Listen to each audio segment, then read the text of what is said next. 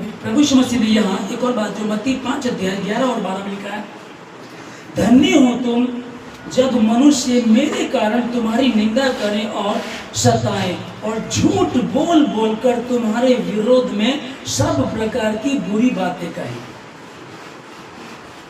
प्रभु कह रहे कि धन्य हो। मैं आपको ऐसे सुसमाचार प्रचार करूँ, धन्य हो। चार्ली किर्क आपको गोली मार दी गई, आपकी पत्नी विधवा हो गई है, आपके दोनों बेटे अनाथ हो गए हैं, ठीक है, आपको लेकर के आपकी जो आप शहीद हो गए, उसके बारे में पूरे देश में राष्ट्रीय ध्वज को डाउन कर दिया गया, डाउन किया गया है, ठीक है, लेकिन अब क्या लिखा है कि धन्य हो तुम, तब तुम आनंद करो। क्या आनंद कर सकते हैं? मैं उसकी नहीं कर रहा हूँ, वो कर रहे होंगे। डॉक्टर ग्राम स्टेज की वाइफ ने क्या कहा, सीधे सीधे कि मैं अपने दुश्मन को माफ करती हूँ, कर दिया। 2 बेटे, पति को मार दिया, ओके, कोई बात नहीं है ना। पादरी वैलेंटाइन को मार दिया, फांसी दे दी गई, अच्छे काम करने के लिए, शुभ संदेश बताने के लिए, शुभ समाचार प्रचार करने के लिए, गलत को गलत और सही को सही कहने के लिए उनको मार दिया गया।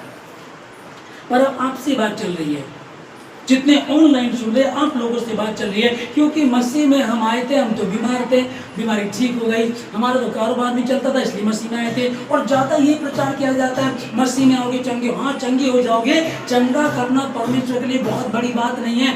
आशीष देना, बरकत देना, धन देना, ये बहुत बड़ी बात नहीं है। वो जमीन और आसमान का बनाने वाला परमेश्वर है, उसके लिए कुछ भी मुश्किल नहीं है। बड़ी बात यह कि क्या हम उसी के लिए आए थे? क्या वहीं तक रह गए थे? क्या अभी इस बात को सुनकर के आप कमजोर मत होना। मैं दोनों बातों को आप तक पहुंचा रहा हूं मसीह के नाम में, कि अगर ये वाला विश्वास है कि तुम मेरे साथ याकूब के 12 गोत्रों का न्याय करोगे, हालेलुया, ठीक है ना। अब फिर वही बात आती है, स्वर्ग नर्क की बात है। भैया नर्क किसने देखा, स्वर्ग किसने देखा? हमको तो यहाँ की शांति चाहिए।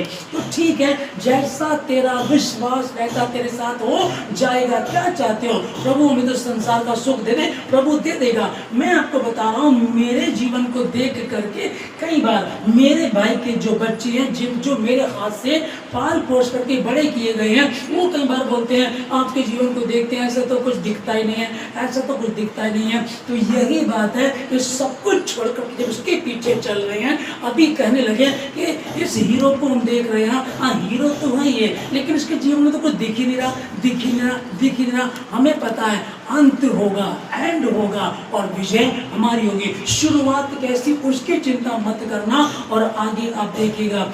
मैं ये नहीं कह रहा हूँ कि जिस दिन मरेंगे उस दिन आशीष मिलेगी, नहीं, परमेश्वर यही आपको आशीषित कर देगा। तो लिखा है तब धन्य होना, हालेलुया, है ना। और 12 में लिखा है तब आनंदित और मगन होना, क्योंकि तुम्हारे लिए स्वर्ग में बड़ा फल है, इसलिए कि उन्होंने उन भविष्यद्वक्ताओं को भी जो तुमसे पहले थे इसी रीति से सताया था।